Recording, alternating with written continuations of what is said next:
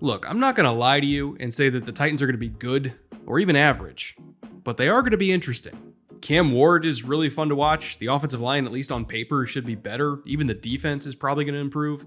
And the special teams, statistically, it's probably impossible to be worse, so that's good at least. Are they going to win more than 5 or 6 games tops this season? Likely no, but will I still have them on in the corner of my quad box every single week on Sunday Ticket, just out of curiosity? You bet your ass I will. This is day 17 out of 32 in the annual Bootleg Summer Series, which means we are officially halfway through. In each one of these episodes, we use film, analytics, salary cap breakdowns, and all manner of nitty-gritty football nerddom to answer the 3 questions that make up the central pillar of this series. What was this team's identity before? What is their identity now? And what does a successful 2025 season for this team actually look like? This is one of the few teams where 2025 is not necessarily the main concern. It's really all about building a window for 2026, 2027, and 2028, because they have a very young, very talented, and very cheap quarterback. So again, as long as 2025 is at least a step in the right direction, I think Titans fans would be okay with that. But we have a whole hour-ish today to explore everything that went wrong and everything that we think might possibly be about to go right. Jay, Autumn, Anthony, roll the intro.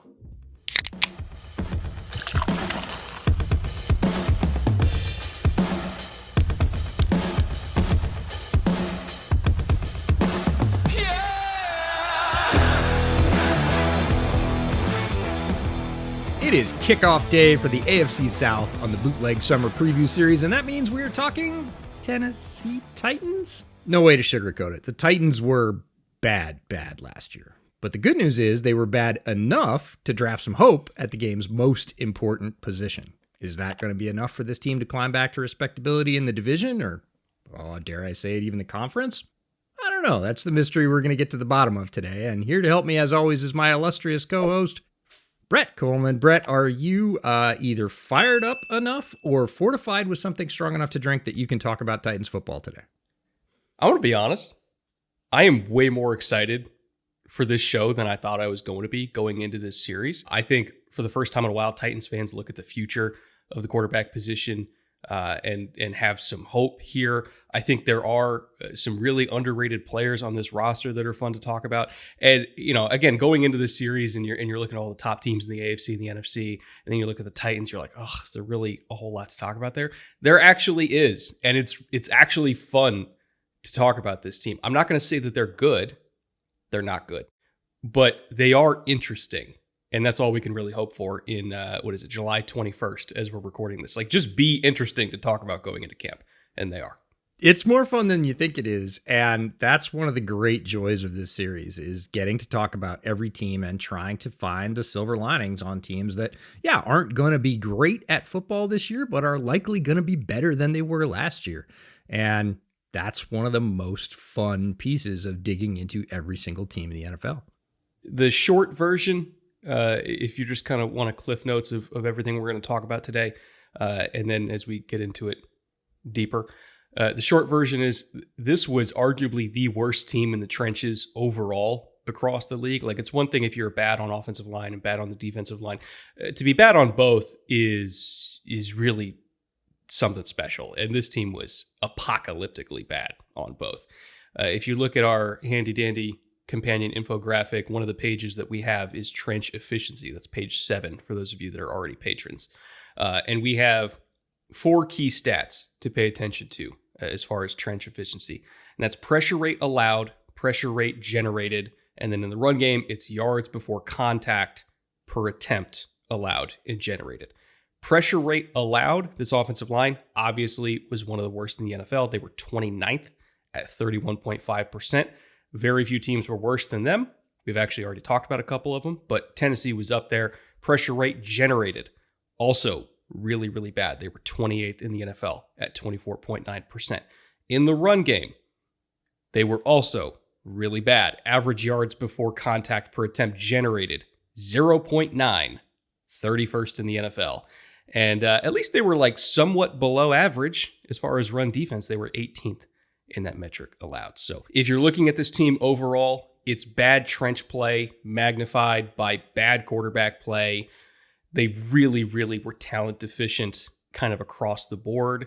And, I look at the situation Cam Ward's walking into right now, and he has a lot that he's going to have to try to fix on his own. But if there is any quarterback in this class that I think is equipped to handle bad pass pro and climbing out of deep holes that his defense puts him into and deep holes that his special teams put him into, I would say that's Cam Ward. He has a lot of experience doing that. Special player. We're going to talk about him a lot today, unlike, as you said, the rest of the national media, who seems to be just on the QT about Mr. Ward. I've heard less about him than I think any top overall pick easily within the last 10 years, and we're going to try and change that today. But in 2024, all of that badness, being talent deficient and playing very poorly on both lines, added up to an overall 3-14 record, fourth in the division, 1-7 at home, 2-7 on the road, 0-5 in their last 5. That's about as bad as you can do. We're not going to belabor that point. Things will be a little bit different this year in Tennessee. Yes, it's the same coach, but not having a quarterback and being beset by injuries and just not having enough guys on either side will lead to results like that. That's what happens. Good news for the Titans. They were bad enough that they actually got to pick Mr. Ward, but we will go through in detail very quickly how bad they were. That is our bootleg power score, and it deals with how well they ran the ball and passed the ball, stopped the run, stopped the pass, scored points, and allowed points. Passing offense, 27th. Rushing offense, 29th. Pass defense, 27th. Rush defense, 24th. Points scored, 27th. Points allowed, 30th. It's not good. Added up, divide by 6. Not ideal. 32nd overall. Worst power score in the NFL. Not a surprise. Ended up with the top pick because of all that. Again, we're not going to belabor all those points. We are going to talk about some of the nuances of why those things occurred, but we're not just going to hammer you with the fact that the Titans were bad last year. If you're a Titans fan, you already know, and you lived through it once, and that's probably enough. Well, there is one thing I think needs to be addressed here, and dare I say, relived at the expense of Titans fans' mental health. So if you're looking at traditional defensive stats, keep in mind, in Power Score, we do that based off EPA per play because cumulative yardage stats can lie to you. If you're looking at pass defense EPA per play, they were 27th in the NFL. But if you're looking at pass yardage allowed per game, they were at like a 177. They were tops in the NFL, quote unquote, tops in the NFL as far as pass defense. So if you're looking at traditional stats, you're like, oh, this is actually a pretty good pass defense. It was not. And a big reason for that is because yardage is yardage no matter how you get it. And even though the defense wasn't the unit that was giving up a lot of yardage through the air, they made up for that, or rather the team made up for that by giving up all of that yardage on special teams. And if you're looking at all of the truly horrific special team stats for this team, they were easily the worst special teams unit in the NFL. And they were so bad that they actually made their defense look better than they were on the surface. So that's, again, a big reason why we use EPA, because EPA, I thought, was way more representative of how this defense also wasn't very good. They were 27th in pass defense, even though yardage totals looked really good. But I'm going to list off a couple special team stats here because it was, special. So they had the worst average starting field position allowed after kickoffs at 32.14 yards. So again, anytime they kicked off, on average, the opposing offense was starting on the 32-yard line. That's awful. They had 5 kickoff returns allowed of 40-plus yards, most in the NFL. They had the 4th highest overall average kick return of 30 yards. Again, really, really bad. But their kickoff unit wasn't even their worst special teams unit because their punt unit was even worse. They had the highest rate of return on punts in the NFL at nearly 66%. Second place was all the way down at 53%, EJ. That is a huge, huge gap. And if you're punting and they return it on you 66% of the time, you're just kind of opening up your surface area of allowing big returns. And they allowed a lot of big returns. For reference, Houston, by the way, had the lowest punt return rate of 33%. So the Titans were literally double that. They had the second highest average punt return yardage allowed at 13.7 yards. So not only did they have the most returns against them, but the average on those punts was the second highest. So if you're getting 13.7 yards like basically to start every possession. Again, that kind of deflates, or rather inflates, I guess, the yardage totals on the pass defense. They had 8 punt returns allowed of 20 plus yards. The second most in the NFL was 5. So basically once every 2 weeks, they allowed a really explosive punt return. And just kind of tying in one even more niche stat into a section that's already full of niche stats. We talk a lot about hang time and how much hang time plays into whether or not your punt cover unit is going to be effective.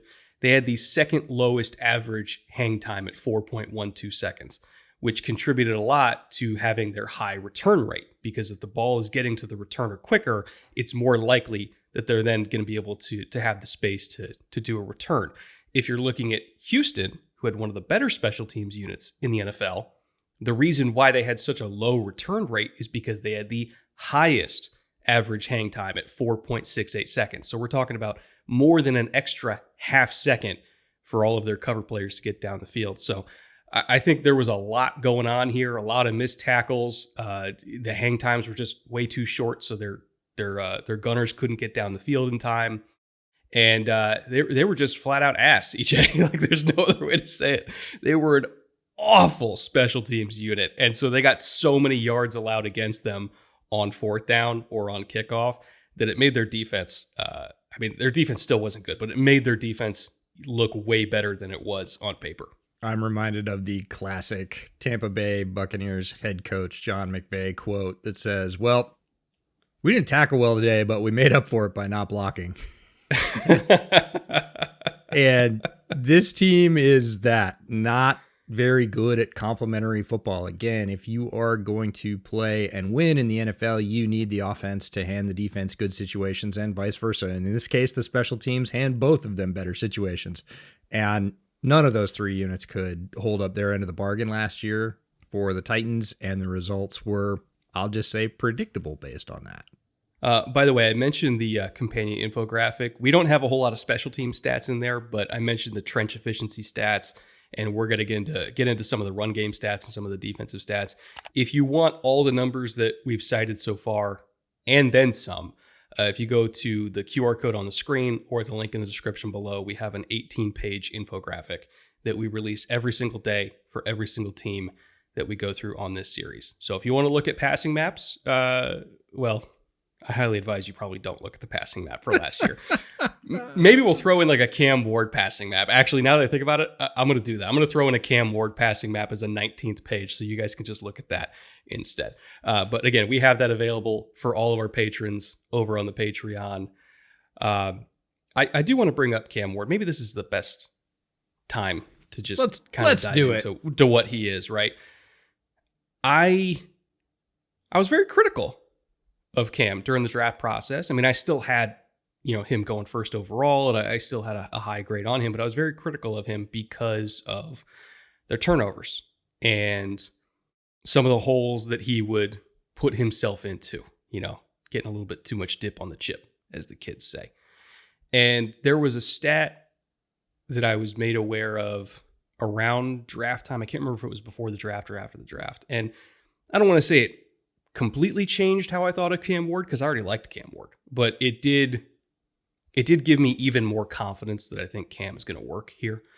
So if you look at the Miami offense last season, they were the highest offense in the FBS in terms of scoring drive efficiency, percentage of possessions that resulted in a score. They were at 60%. Nobody else was even close to them. Indiana was second at like 52, 53%. And that by itself is really impressive. But if you're looking at the drives after Cam threw an interception, and boy, he had some really, really bad interceptions last year.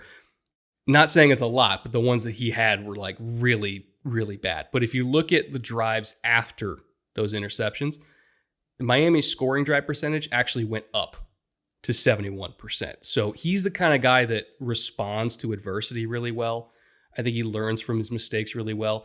He will get over aggressive. He will try to play hero ball, but he's the kind of quarterback where I don't think it's going to get him into as much trouble as Will Levis, because Will Levis, I didn't think, responded to his turnovers well, whereas Cam Ward does. And that, to me, as dumb as it sounds, like that, I think that that's important. How you how you respond not just to adversity, but also kind of like self-inflicted adversity. I think it tells you a lot about who a player is, and I think Cam Ward is special in that area. And what he can do when he does take those chances. Will Levis had flash plays, and he certainly had flash physical skills. Like, he has a very strong arm, he's very mobile, he's a big guy, he's very strong. But how often do all those things gel together into an explosive, positive play for his offense? And the answer was not nearly as often as certainly Titans fans would like. Cam Ward, on the other hand, he had some bad interceptions, but it's not like he had double-digit interceptions. He didn't throw the ball away that often. And when he was in control of the ball, it reminds me a little bit of Jordan Love and Matt LaFleur wanting to say, well, when he throws it up, he can do some very good things for us. And I think Cam Ward is even better at that than Jordan Love. He had 31 big-time throws. That was second among top quarterbacks in this draft. He's a true dual threat. He can win with his legs. He had the highest rush yards per attempt of any quarterback in this draft class, 7.6.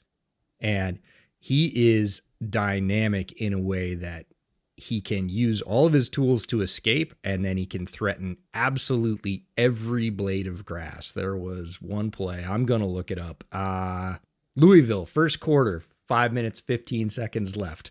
Go watch that play. He runs around for 4 or 5 seconds, gets away from the pass rush, absolutely rips a corner touchdown shot over a defensive back who's been in coverage for 5, 6 seconds at that point, who just kind of looks up like, what? Get out of here. Nobody can make that throw. Cam Ward made that throw more often than not. He has a top-tier arm. We have to say it. I'm not talking about a top-tier college arm. I'm talking about a top half of the NFL arm coming in right away, and it might be top 10. He has a legitimately live arm. He knows how to use it, and he has been a playmaker everywhere he went. His story, his progression through college football is really, really interesting. Started at a very small school, Carnot Word, ends up going to Wazoo, then ends up transferring to Miami, and he did it the same way at every step against every level of competition. It's not as if he changed as a player. He was making those plays at Incarnate Word, and he made more of them at Wazoo against better players, and he made even more of them, as you said, from their scoring percentage at Miami against some of the best players in the nation. That's why he ends up as the number 1 overall pick, and it's consistent. This is not a one-year wonder. He didn't just show up last year and everybody's like, well, is he going to regress? This is who Cam Ward is through and through, a playmaker with his arm, a playmaker with his legs, and a difference maker at the quarterback position. And that should be music to Titans fans' ears. The area of Cam Ward's game that I really do appreciate, by the way, and I know I've been critical of him about the turnovers, or at least how the turnovers looked, but the area that I appreciate about him is that he is willing to work the dangerous area of the field, because that's what you have to do as an NFL quarterback. There's a lot of college quarterbacks that don't really work in between the numbers at an intermediate depth, right, between 10 and 19 yards. Because of just how college offenses are typically structured, right? It's at least at the college level, because of the difference in the width of the hashes, the difference in the rules for how far an offensive line is allowed to get down the field. It's 3 yards in college versus 1 yard in the NFL. So it makes the RPO game a lot easier. Like, it's damn near a cheat code if you look at what Ole Miss did. Like, they just RPO'd you to death. And you prioritize the perimeter screen game, you prioritize RPOs, and you prioritize like throwing just go routes down the boundary, or in Tennessee's case, choice routes down the boundary.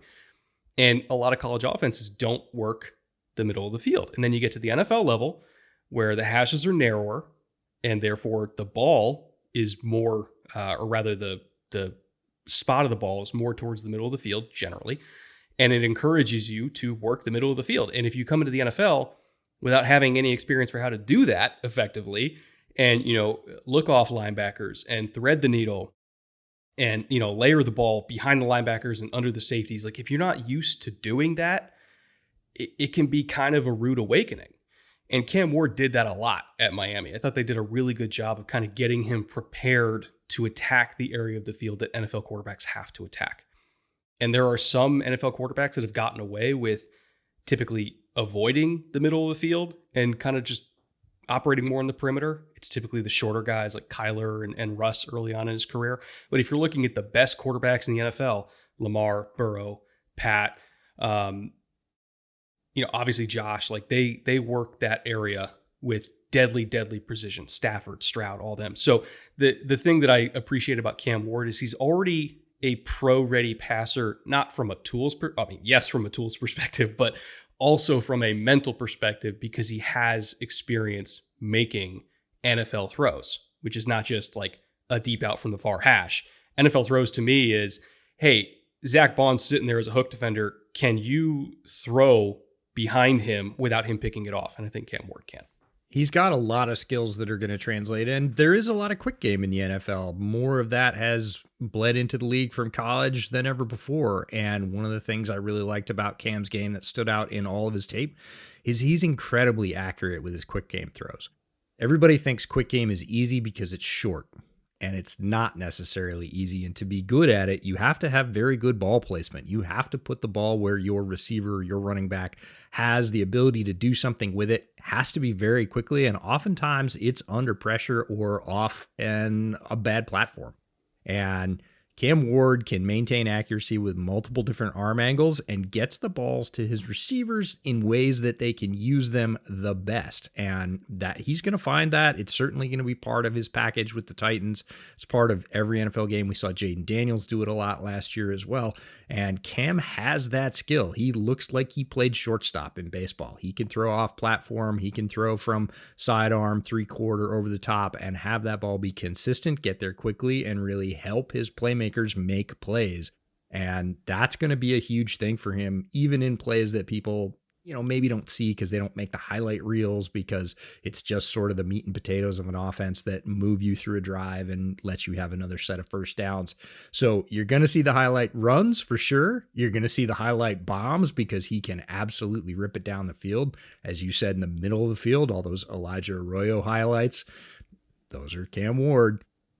But you're also going to see the sort of detail orientation, doing the little things as a quarterback that really help the rest of your team succeed. And that's one of the reasons I worry less about Cam Ward as a rookie coming into the NFL than I do about some other throwers of the football. I mean, the reason to worry about Cam honestly has nothing to do with Cam, right? It has everything to do with his schedule in the first 6 weeks of the season. Have you seen this? Do you know who the Titans are playing in September and October? He's getting his welcome to the NFL moment right the hell now. So they start at Denver, week 1 at Denver. Good luck.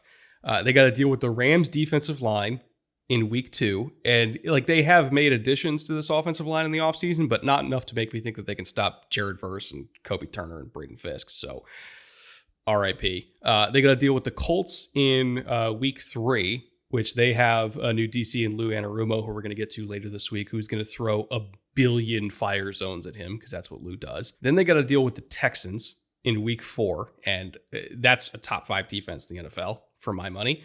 And then they finally get a quote-unquote break with Arizona right after that. But Arizona, if you listen to our Cardinals episode, has made a lot of upgrades on defense as well, and they're no walk in the park.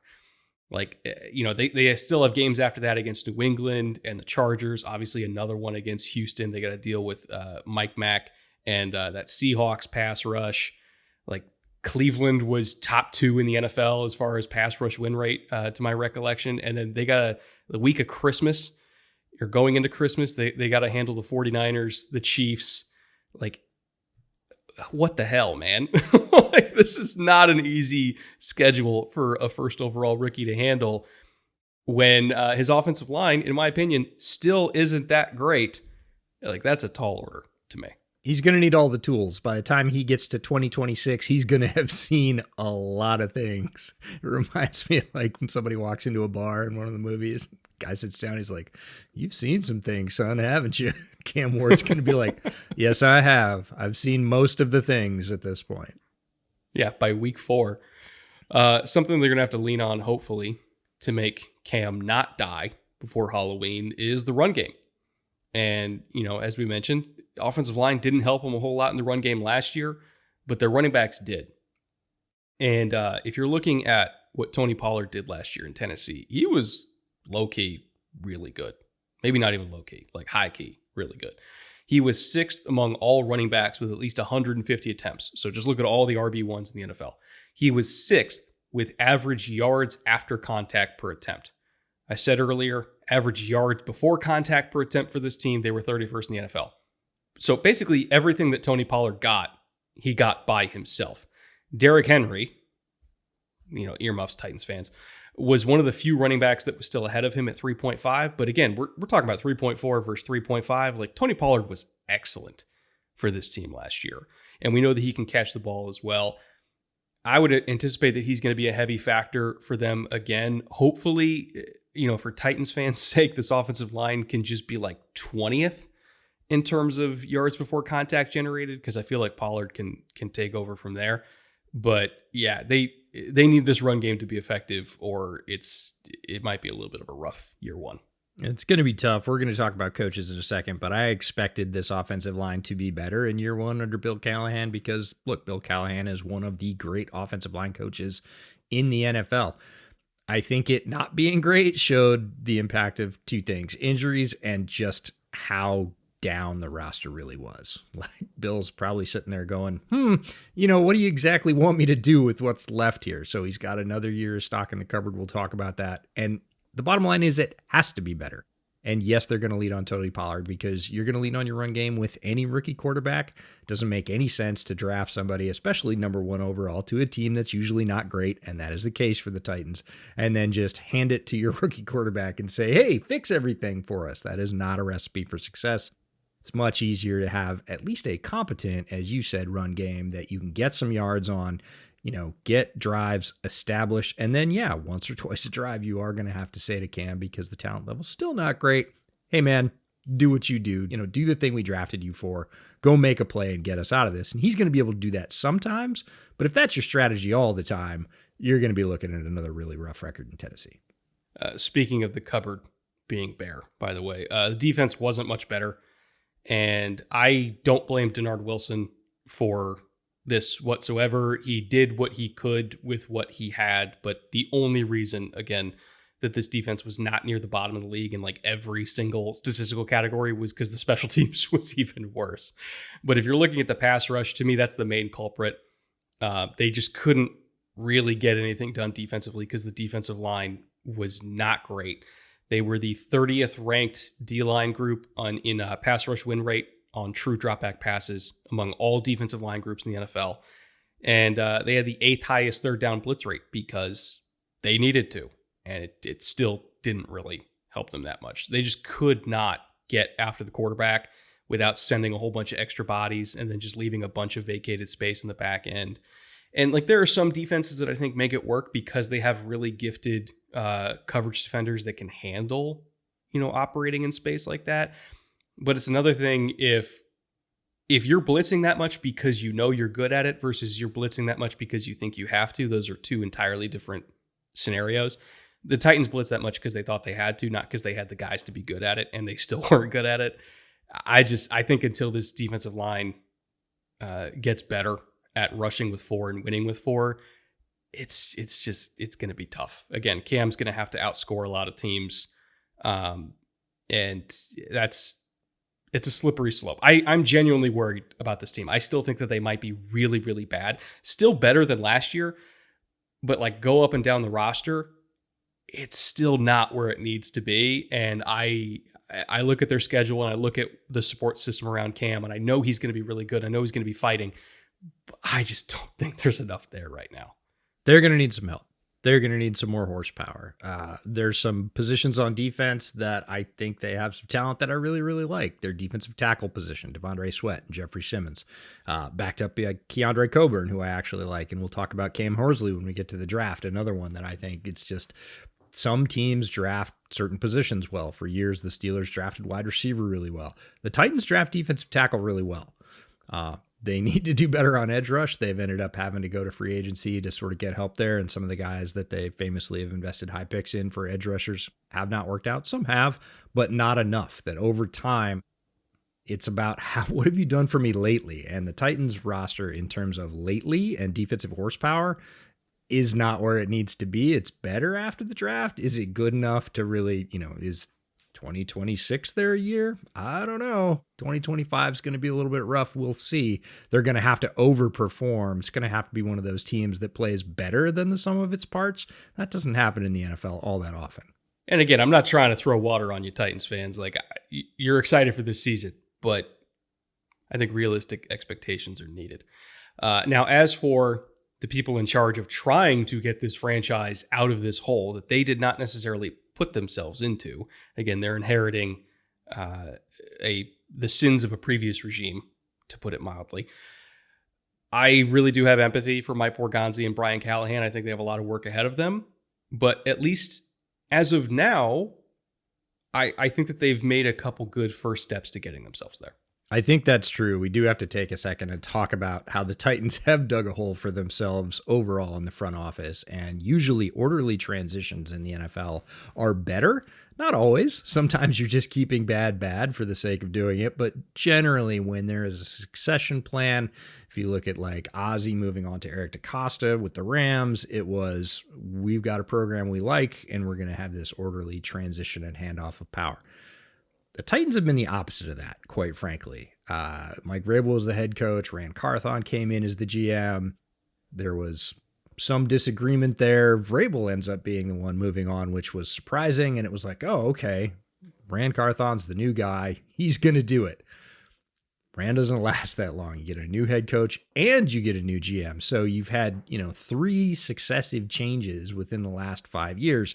And that's tough for any NFL team to weather because it takes a while to get a plan together in the NFL and draft to support it and build and develop those players. And if you are switching tracks with that train every couple of years, it just derails. And so the Titans have made a bit of their own mess here. We are hoping, with Mike Borgonzi coming in as the GM, that there will be some stability there and they will get to build out a program and have some success, because if they don't and there's another rapid change, it doesn't bode well for the franchise overall. Brian Callahan's first year last year, again, a lot to deal with. Didn't have a quarterback. He has a quarterback this year, but as is the theme of the episode, probably doesn't have quite enough parts, but we're going to see how well he can do with the parts that he does have this year. Offensive coordinator is Nick Holtz. Defensive coordinator, who you mentioned before, Denard Wilson, who did, I would say, yes, a bang-up job with who he had, but it was pretty banged up. And John Fossil is a special teams coach, one of the most tenured special teams coaches in the league at this point. Also takes one of the wildest coaching photos in the NFL. If you go to Titans page and check it out, we've got it on screen now. Looks like he's a big fan of coffee. On offense, Brian's dad, Bill, is the offensive line coach. I mentioned him before. One of the most tenured and respected offensive line coaches in the NFL. He's got work to do. The offensive line was not good enough last year. Everybody knows that. They've added some pieces, but they need to be not just a little better. They need to be a lot better, and that's going to fall on Bill's shoulders. Mike McCoy is the senior offensive assistant. Having guys like this on a staff is a great help to a young coach. Yes, that's the former Chargers head coach. He was also a former wide receiver in both the NFL and NFL Europe. I don't think I knew that about Mike McCoy before this year. Randy Jordan is the running backs coach, and he is a former Jets running back, but he also has been in the coaching game for quite a few years now. And when you talk about both Tony Pollard and Tyjae Spears, Randy Jordan's the guy in charge of that position room. On defense and special teams, Steve Jackson is the secondary and safeties coach. 21st season coaching in the NFL, was originally selected as a player by the Oilers in the 3rd round, 71st overall of the 1991 NFL draft. And in his final season, he helped the Titans, yes, these Titans, make an appearance in the Super Bowl. Now, again, when he was picked in 1991, he was a Houston Oiler, and in his final season, he helped Tennessee to their Super Bowl appearance. Wait, does that mean that Steve Jackson played against Steven Jackson? Or was Yes. Rams Steven Jackson not there yet? I actually don't know. I got to look that up. But yeah, for people that are wondering, no, it's not that same Steve Jackson. It's the first thing I thought of, and I was like, no, that's not right. No, not the same guy, but a very well-respected secondaries coach. Tracy Rocker is the defensive line coach. I'll focus on Tracy. He is a former Eagles defensive line coach from 21 to 23. So all those great things you hear about all the Philadelphia defensive linemen being developed, Tracy Rocker was there for some of that. And as a player, way back in the day, he won both the Lombardi and Outland trophies in the same year when he was a player at Auburn. Wow. Yeah. How many guys have done that? I don't know. The list cannot be very long. It is notable. And then Coach Lowe, Lawyer Locust, is a defensive assistant on this team, also usually helping out with defensive line. That is her specialty. So Brian Callahan does not have to go this alone. He has a good, strong staff with a lot of experience that have been successful in other places and even in Tennessee in years past. And yeah, they've got their work cut out for them. Whenever you are a team that finishes at the bottom of the league, everybody's looking at you to make changes, and the hot seat talk starts pretty much immediately. You can't go more than one season in the NFL. There's no, oh, you get a 3-year runway. Everybody talks about, oh, drafting a quarterback buys you 3 years. Oh, yeah? If Brian Callahan is absolutely terrible for the next year, year and a half, you think they won't think about firing him mid-season? They will. It is a what have you done for me lately league. And while this is a good and experienced coaching staff, they do have pressure on them to succeed. It's not just, oh, well, we're bad and we picked a quarterback high, so we get to sit around for 2 years and figure it out. Not the way it works in the NFL. I just looked it up, by the way, and Steven Jackson was not drafted by the Rams till 2004. So, when we get to like late 90s, early 2000s, it's all just a blur to me at this point, but they were close. At this point is very notable. You know what came out today? Huh? The NFL's all quarter century team for the 2000s. Oh, hold on. I need to look at who's on this now. NFL. Sorry. Okay, bury the lead. It's been 25 years since Y2K. Just putting that out there. But now I need to see who's on it. Okay, so offense, Tom Brady, obviously. Second team, Patrick Mahomes. Third team, Peyton Manning. The only time you're ever going to see Peyton be third team in anything. Lamar got a vote. Running back, LT first team. Totally fair. Second team, Adrian Peterson and Derrick Henry. Hey, Titans show. Talking about Derrick Henry. I know it probably still hurts Titans fans, but you got something. You got one of the GOATs. And then LaShawn McCoy made third team. That's interesting. Over Edge and Sean Alexander. Not sure I agree with that. Wide receiver, Larry Fitzgerald, Randy Moss, Calvin Johnson, first team. Second team, T.O. and Julio. Third team, Tyreek, Antonio Brown, Marvin Harrison. Where the fuck is Andre Johnson? The erasure. Really? Andre Johnson didn't make it over Tyreek Hill? Okay. I have issue with that. Travis Kelce made first team tight end. Gronk made second team. Antonio Gates made third team. Tackle. Joe Thomas and John Ogden made first team. Trent Williams and Walter Jones made second team. I'm sorry, that's a mistake. Walter Jones should be first team, but whatever. Tyron Smith and Lane Johnson made third team. Guard, Zach Martin and Alan Faneca. And then second team was Steve Hutchinson and Marshall Yonda. Third team, Jari Evans and Joe Tooney. Center, Jason Kelsey, Kevin Mawai, and Marquise Pouncey. Okay. Still not sure I agree with that, but all right. Edge. First team, Julius Peppers, J.J. Watt, and Myles Garrett. Okay, makes sense. Second team, Jared Allen, DeMarcus Ware, Von Miller. Third team, Jason Taylor, Khalil Mack, Michael Strahan. Defensive tackle, are we going to get a wild Jarrell Casey here on Titans Day? Let's see. First team, Aaron Donald and Chris Jones. Second team, Warren Sapp and Richard Seymour. Third team, Ndamukong Suh and Geno Atkins. Also receiving votes, Kevin Williams, Calais Campbell, Haloti Ngata, and Fletcher Cox. I probably put it with Ngata over Atkins, but that's just me. Inside linebacker, Ray Lewis and Bobby Wagner, first team. Brian Urlacher and Luke Kuechly, second team. Third team, Derek Brooks, Patrick Willis. It's a tough lineup to crack right there. Here's the thing, though. Others receiving votes, London Fletcher and C.J. Mosley. No Navarro Bowman? No Levante David? Really? I'm like C.J. Mosley over Levante? Levante for sure. Yeah, that one's tougher for me. And at this point, CJ Mosley over Fred? Like, oh yeah, God, Fred. Yeah, no, yeah. No way. I'm like, I don't know about that. Corner, Darrell Revis and Charles Woodson, first team. Second team, Champ Bailey and Richard Sherman. Third team, Rondé Barber, Patrick Peterson. Okay, you could argue all that. Others receiving votes, Nnamdi and Jalen Ramsey. Safety, first team, you know who it's going to be, Troy and Ed. Second team, Brian Dawkins, Earl Thomas. Third team, John Lynch, Tyrann Mathieu. Interesting. Tyrann made it in over Sean Taylor and Harrison Smith and Eric Weddle. And then specialists, we know we're not going to see any Titans on this one. Adam Vinatieri, Justin Tucker made second team. Ooh, okay. Third team, Harrison Butker. Others receiving votes, Steven Gostkowski and Jason Elam. And then punter, Shane Leckler, Andy Lee, Johnny Hecker. Yeah, there's a couple that I would disagree with there, but overall, decent job. Strong list. Didn't bring it up so that we'd live react to it, but hey man, you can't dangle raw meat out in front of me and tell me not to eat it. Like, come on now. Sure you can. Where were we? Oh yeah, free agency. Yeah, what they actually did with all that money. All right, so a lot of roster turnover here. This is such a weird transition, but whatever, we're making it work. A lot of roster transition here. As far as Titans that we're saying goodbye to, Tyler Boyd, Nick Petit-Frere, talk about addition by subtraction. Good God. Daryl Worley, Jerome Baker, Kenneth Murray, Nick Westbrook-Akine. That one actually kind of hurts a little bit. I thought Westbrook-Akine was good for them. Harold Landry. Yeah, I understand like there was some splash plays with Landry, but he was so inconsistent. I'm not hurting about that one. And then Dylan Radins. You know, I'll tell you what, for a 27-year-old tackle, I've still never gotten the answer if it's Radins or Radins. And at this point, I think I'm just going to keep the bit going and just not allow myself to learn.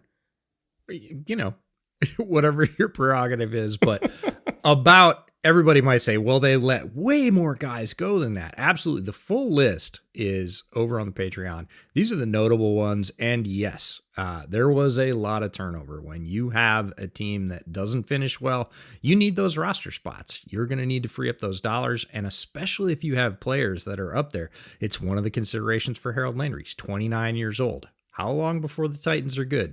Probably a couple of years.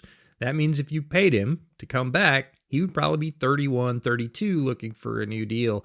And just about the time you're falling into contention, you hope he's going to be a guy that's moving on then. So wouldn't you rather draft and develop or sign a younger player at edge and get those reps to him and have him help grow as part of this young defense? As far as who they did retain, Sebastian Joseph Day has put together a really nice career for himself, not going to lie. 30 years old, played about half their snaps last year. He's back. And then as far as notable third-party additions, Cody Barton, they brought in to hopefully finally fix this linebacker situation. It's been kind of an issue for a while for them. And I like Barton better than what they had last year, especially better than Kenneth Murray. Kevin Zeitler, they brought in to hopefully stabilize their right guard spot, but at 35, you know, he's even by offensive line standards, he's pretty up there. So let's hope he stays healthy. Xavier Woods, they brought in to add to that safety room. They tried to go the veteran route before at safety, and it's been mixed results. But I think Xavier Woods for $4 million is pretty appropriate value. Like, I don't think he's a bad player. I think he's all right. Draymond Jones, they're hoping can bring a little bit of juice as a pass rusher and help this defensive line get back on track. Tyler Lockett, the ageless Tyler Lockett, 33 years young at $4 million, adds a lot of leadership. Still has tremendous ball skills, still can win deep. I think he's a great presence to have in that receiver room. And then Dan Moore Jr., this was one of the weirdest contracts in the entire free agency cycle. $20.5 million on Dan Moore? I know they're desperate, but really? Like, this one it did not sit with me right at all. Like, there's got to be better ways to spend $20 million than Dan Moore Jr. How was your first reaction to that one? Because I hated it. I think most people were very surprised, and I don't just mean Titans fans. I mean people around the NFL. If you were talking to people who were looking at free agency, which is just about everybody now, because if you're doesn't really matter if you're a fan of a specific team or you watch the entire league or you're interested in contracts or even just a certain position group, to see Dan Moore early get that much money right off the crack for a player who I would describe as average, and there's nothing wrong with NFL average, but he is no better than that.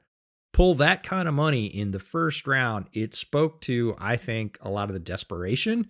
It also spoke to the fact that, hey, free agency happens before the draft, and folks were looking at this tackle class and saying, yeah, there's good players in this class, but am I in a position to get them? Because there's a lot of teams that need them, and I'm drafting, 25th, or I'm drafting whatever.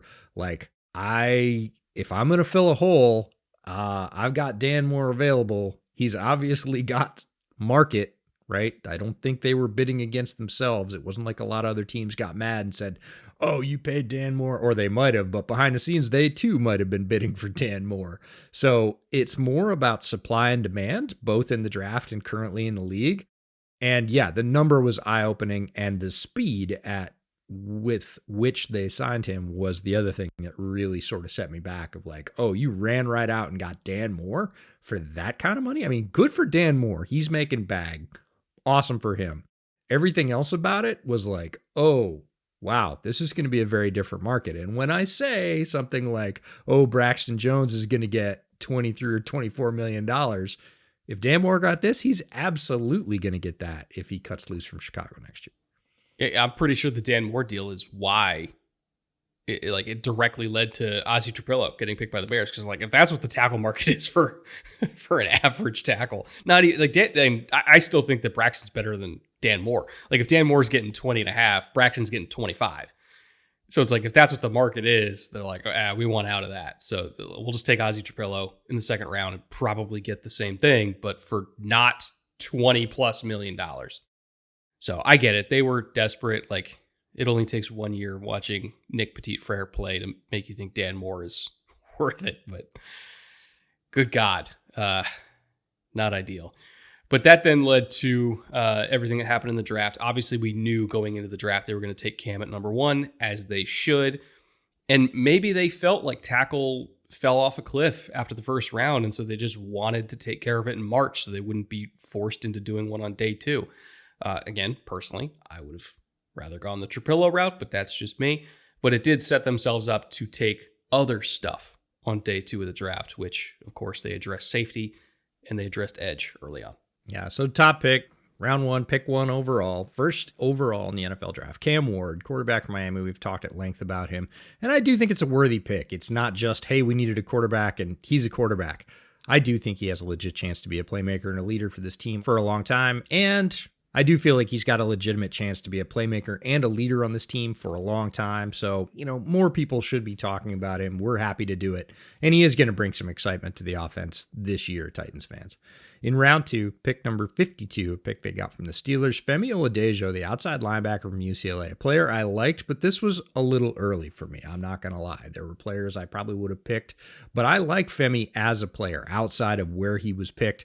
I think he brings a lot of energy and a lot of versatility, and they need both of those things. He had a very good Senior Bowl. His tape was pretty good. It was not great. I wouldn't say it's top 50, and that's the real estate we're tickling here with pick 52, but they have a need. They thought he was the player. Again, they've met with him.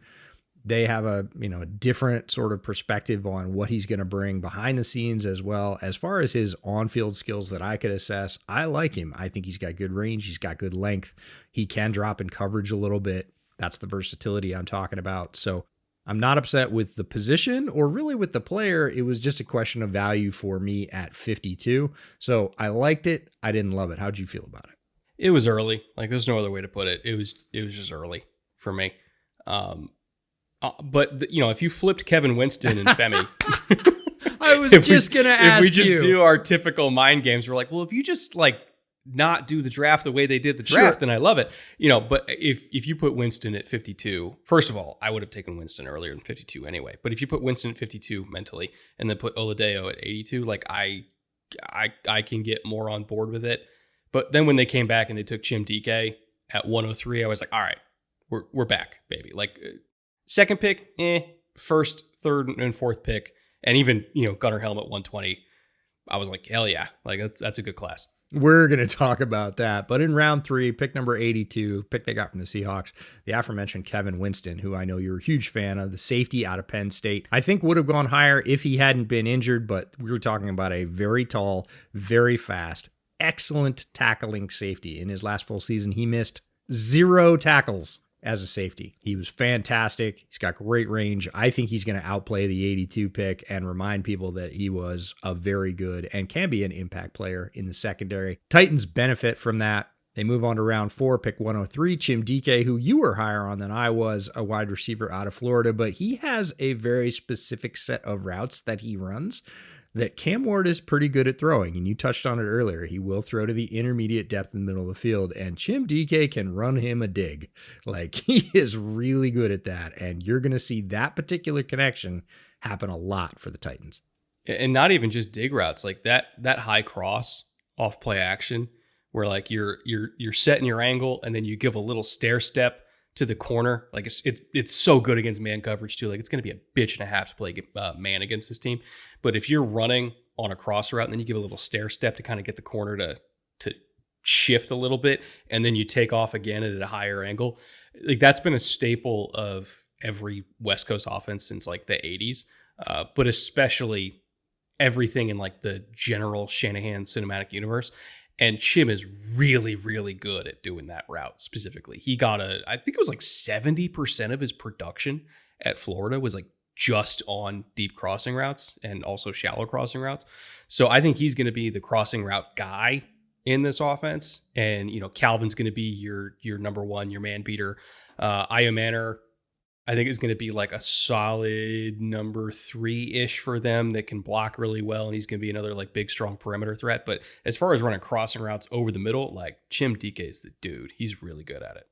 Yeah, love the fit and higher on his prospects because of that and where he landed and the fact that he landed with a quarterback that can throw those routes really well. Second pick in round 4, number 120, a pick they got from the Hawks, Gunnar Helm, the tight end from Texas. Not going to lie, outside of Cam Ward, this is my favorite Titans pick in this draft class. I think Gunnar Helm has a really good two-way game. I was higher on his game than a lot of other folks, and I think he is going to be a good contributor because he can both block and run, catch passes down the seam.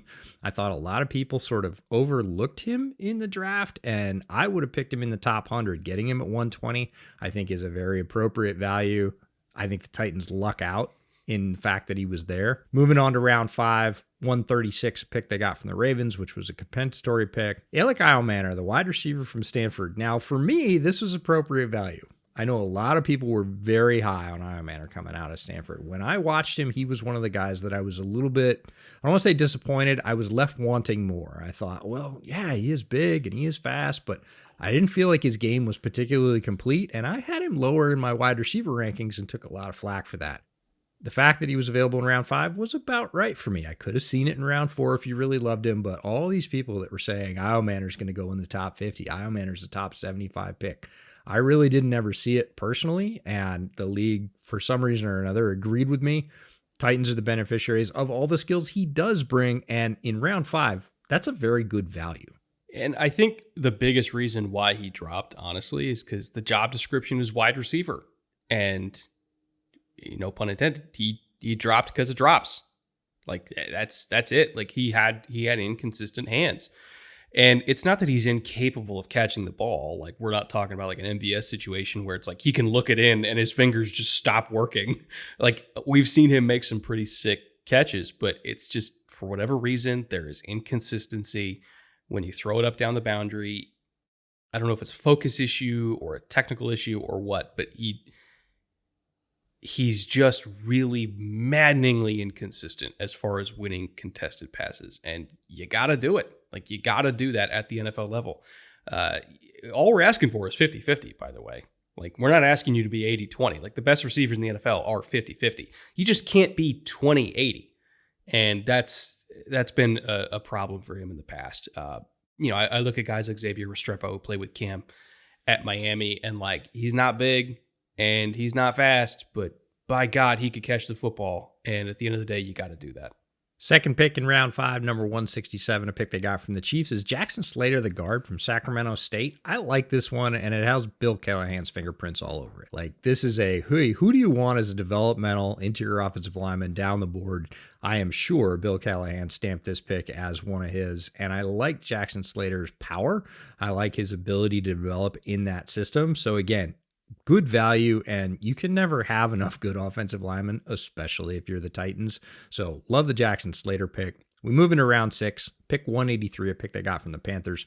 Marcus Harris, the other defensive back from the Cal secondary last year, who is annoying, and that's in the best possible way. That's a compliment. It is a compliment as a defensive back. He is a thorn in opposing offense side. He is a bit of a grinder. He is not the tallest. He is not the fastest. He's not even necessarily the strongest and doesn't have the best technique. But he is effective because he is a dog and he is there down after down. He knows where he needs to be. He plays within his limits and I think gets the most out of his ability. And I thought played really well opposite Noel Williams in that Cal defense. And to get him way down in round 6, I think he has the ability to be a 4th/3rd rotational, even outside corner in the NFL. Even with his size, that to me is a tremendous value. And then the final pick for them, round 6, 188, a pick they got from the Cowboy. Khalil Mullings, the running back from Michigan, wasn't super high on him. But again, you're picking a running back in the 6th round. You're taking advantage of depth. You like something. He's going to start as a special teamer. I didn't think he had special ability carrying the ball. He is tough. He's very experienced coming from the Big Ten, but wasn't somebody that really sort of turned the page for me. But I'm not going to quibble with number 188 in the 6th round. You like him, get him on your team, get him in the building, have him complement that running back room for you. As for notable UDFAs, I mean, I mentioned Xavier Restrepo catching the ball.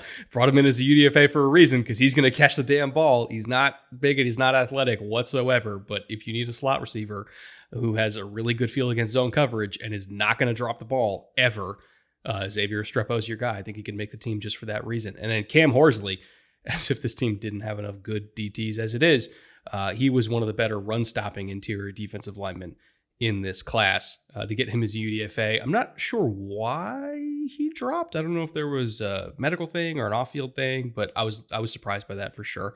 But I think he has easily potential to make this team. And then Micah Bernard, the running back out of Utah, I think, even though he's coming in as a UDFA and Mullings is coming in as a draft pick, I think he's going to be competing for that roster spot. Like truly, like I think RB3, RB4 is up for grabs on this roster. So that's kind of a camp battle to watch. By the time this show comes out, I want to say the Titans are going to be in their first week of camp. So if you're following niche Tennessee Titans camp storylines, that one's for you. Yeah, and Cam Horsley especially, absolute stump of a human being. Very strong in the arms and hands, violent with his movements in, ripping blockers out of the way, filling up holes that running backs want to go through. I really thought he was going to get drafted somewhere starting in about the 5th round. Didn't get drafted in the 6th. I was like, Cam Horsley's still there? And other defensive tackles are going off the board. So, yeah, something we probably don't know there. And with Xavier Restrepo, whenever you can grab one of the most productive receivers from the quarterback you just took at number 1 overall, who already has familiarity with his game, and you get him for free, sure, go ahead. I think Xavier Restrepo is pretty limited as an NFL wide receiver, but he already has a great rapport with Cam, and you're getting him roughly for free. So, I'm sure it figured into Xavier's figuring of where he gets to go because he gets to choose as a UDFA. It's one of the benefits of not getting selected. By the time you get to the bottom half of the 7th round, you're like, oh, please don't pick me because I'll get to pick the best spot for me, or me and my agent will. Restrepo looks at where his quarterback that just fed him all his production went and said, yeah, and they also have an opening at wide receiver. Perfect. I'll end up in Tennessee. There's another one I want to bring up here, David Gabenda from Texas. I forgot that he also went to this team. You want to fix special teams, David Gabenda. Right? If we're talking about an athletic linebacker from Texas that can tackle in space, I don't know why he didn't get more snapped because it felt like he constantly made splash plays for the Longhorns, but I think David Gabenda is really good, and I think he is going to make this roster. Like, he will make the final 53 just for what he can do on 4th down, and God knows they need it. Yeah, when you look at, again, depth on this team, we've spent most of the podcast saying they need more guys.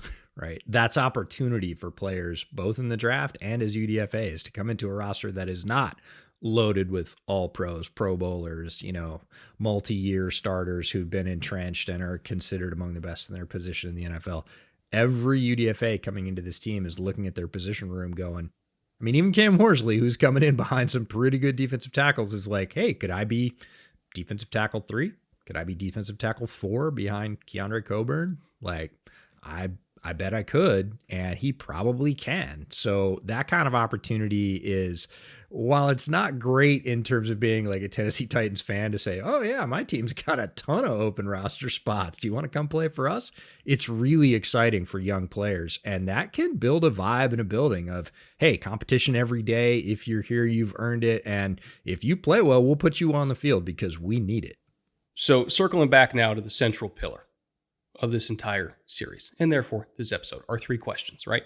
What was the identity before? What is the identity now? And what is the goal for this season?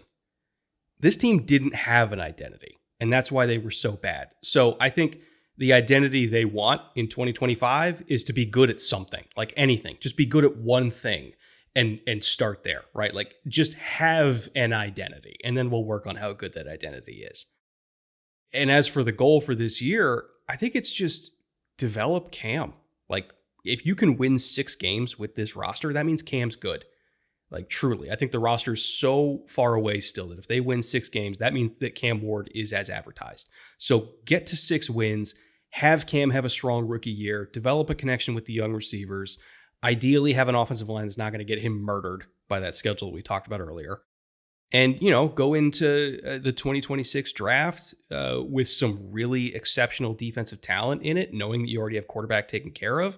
I think that there's going to be some teams that are going to offer you an arm and a leg to come up to get a quarterback. You already have one, so you can get even more picks and just kind of rebuild this roster. Like, best case scenario, truly, is if this team still ends up in the top 5. And then, like, Steelers fans are so convinced that they're going to be trading up to get a quarterback. Fine. Give me all your fucking picks, Omar. Every single one of them. Give me every single pick. You want Drew Aller? Fuck you. Give me your picks. That's how you rebuild this team, because you already got a quarterback. Like, bleed the Steelers dry. That's the goal. And play respectable football. Show that your plan is working. You're being so nice about it. No. I mean, you say win 6 games, and I say the same thing. If you win 6 games and you keep Cam upright and don't get him slaughtered, you play respectable football. You protect the quarterback. You try and get what you want established on offense. Are you going to win a lot? No, because it comes down to talent and execution. You don't have enough talent. You're going to have to try and out-hustle and out-execute some people.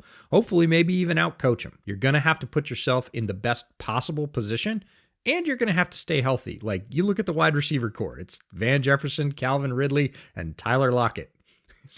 They're not spring chickens as starting wide receivers. We talked about the offensive line. You got Kevin Zeitler.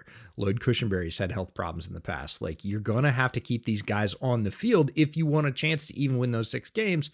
And the bottom line is, if you compete and you establish and you get Cam those reps, keep him alive, and yes, also end up with a high draft pick that you can either leverage for a team that's hungry for a quarterback or pick another star that you think is really going to move the needle for you, you can get better and move towards, again, maybe adding 2 or 3 more wins in the next season after that. But you got to take the basic steps. If you don't do step 1, play respectable football, you're not going to get all the other things you want. See, everybody? Interesting team.